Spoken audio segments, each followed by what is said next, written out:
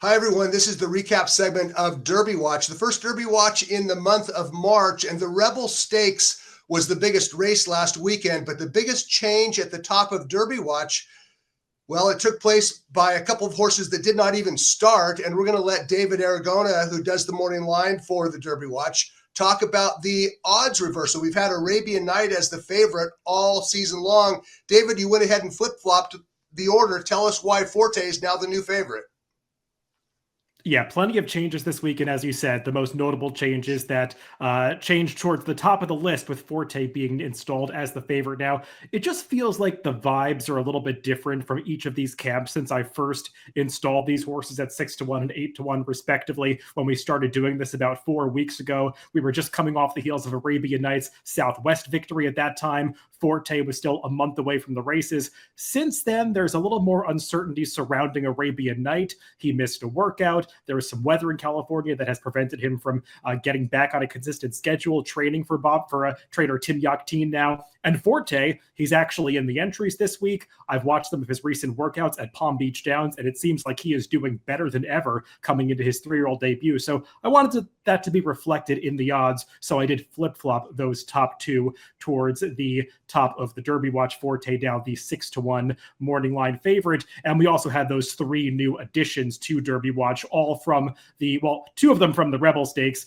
Confidence Game, obviously, 20-1. We had some odds move as Reincarnate. I dropped his odds a little bit. We'll talk about his trip in just a bit.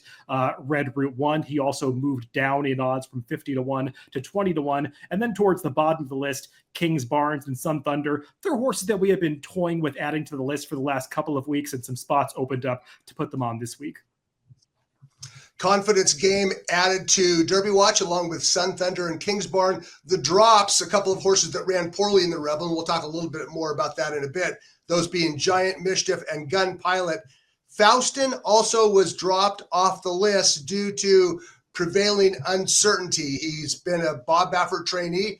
I assume that he still is, but it's very difficult sometimes to get information out of the Baffert camp, and we're just not sure what Faustin's agenda truly is. We dropped him off the list. He's not nominated to any of the upcoming stakes races. If he reappears and runs well, we will reconsider. Another horse that I want to discuss briefly concerns Cave Rock, the second best 2-year-old in the country last year. He finished second in the Breeders' Cup Juvenile. He was the best 2-year-old out in California, and he was ranked right among the favorites as the winter season unfolded. However, we have reason to believe that Cave Rock is no longer eligible for the Kentucky Derby. And the reason I say that is because he is believed to still remain in the Bob Baffert barn. I asked Bob Baffert specifically early this week about Cave Rock, and he declined to comment regarding Cave Rock. All Baffert said, and Baffert was speaking only about himself, is he said, I'm no longer on the Derby trail. Now, as far as Cave Rock could still be eligible for the Kentucky Derby if he changed barns by February 28th. According to officials at Santa Anita, no barn transfer has been taken by Cave Rock. So he is believed to still be in the Bob Baffert barn. When I asked him about Cave Rock, he said, well, you're going to have to come out to the track and watch him train and see what saddle towel he's wearing, which would be great, and I could do that, except that Santa Anita did not allow training on Wednesday morning due to rain. So I guess the long-winded point I'm trying to make is this. Cave Rock is currently ranked 7th on Derby Watch at 20-1. I expect him to be dropped by next week, and we'll see what happens. Maybe we'll get some information, but that remains to be seen. A quick word about Arabian Night. He did miss a workout last week. We've talked about that. He has returned to light training. He's now in Yakteen's barn. Yakteen told me last week that he'll be on the work tab soon, and we expect Arabian Night to reemerge in the Santa Anita Derby. Okay, let's talk a little bit about the biggest race last weekend. It was the Grade 2 Rebel Stakes on Saturday at Oaklawn Park. David, this race had a lot going on. Talk about it.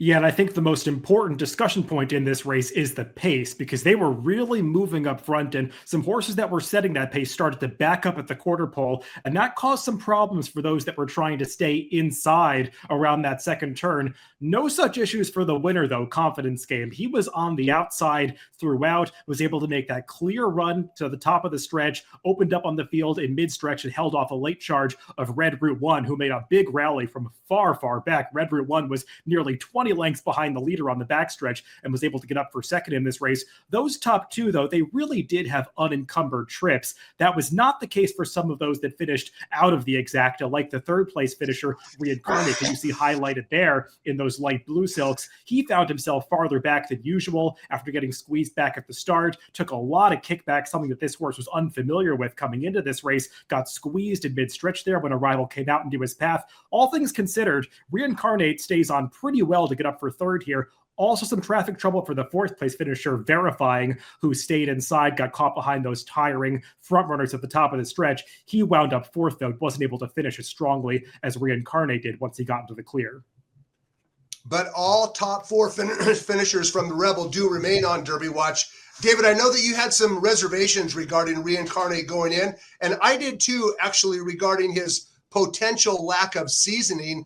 I think he gained a whole lot of experience on Saturday and has emerged as one of the top Kentucky Derby contenders. Would you agree with that assessment?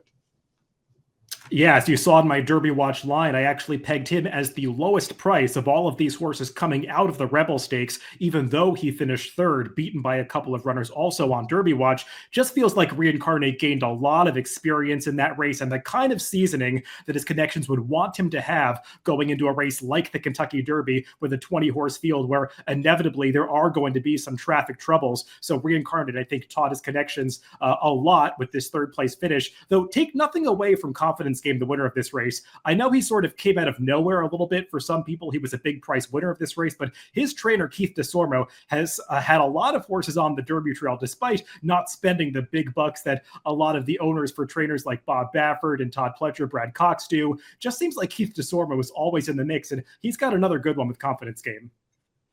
I want to see Confidence Game do it again on a fast track. Keith DeSormo has a knack for upset wins on wet tracks, and it might just be a coincidence. It might be a fluke, but Exaggerator, he caught 3 wet tracks and won them all, I believe, a couple of years ago. My Boy Jack also won a Derby Prep a few years back on a wet track. So I'm going to hold off on Confidence Game. His win was impressive. He's headed the right direction. He certainly is bred to be anything. He's by Candy Ride out of a sibling to none other than Zenyatta, a filly named Blue Essence. So Confidence Game is certainly headed in the right direction. We're going to find out more about him on a fast track. The Rebel Stakes is the type of race, David, that I think you could go back and spend a lot of time watching and taking notes on. We didn't talk a whole lot about Verifying, who finished fourth. He did not have a good trip. He finished a distant fourth. I think both you and I are willing to give him a little bit of an excuse.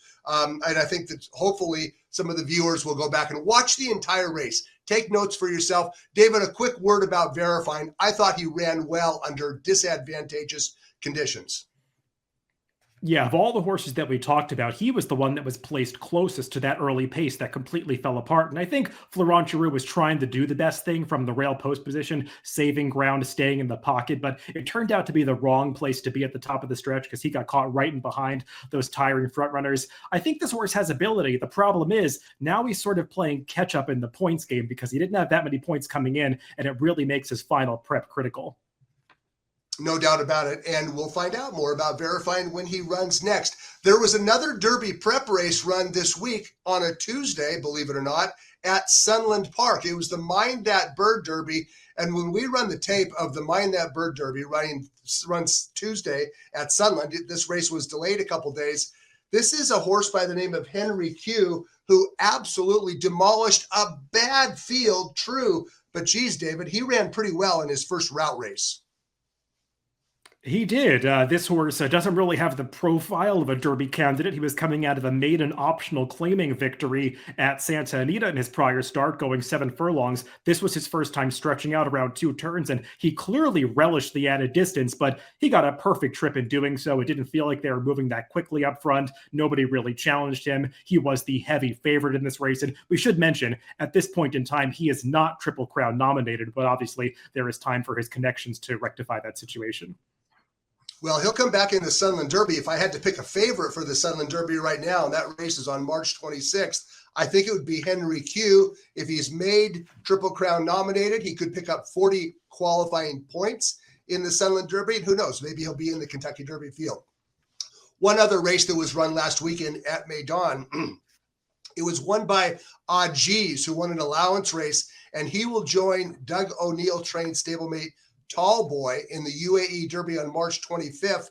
That race brings 100 points to the winner and 40 for the runner-up. So Doug O'Neill, based in California, went to Dubai to pick up points for horses headed to Kentucky.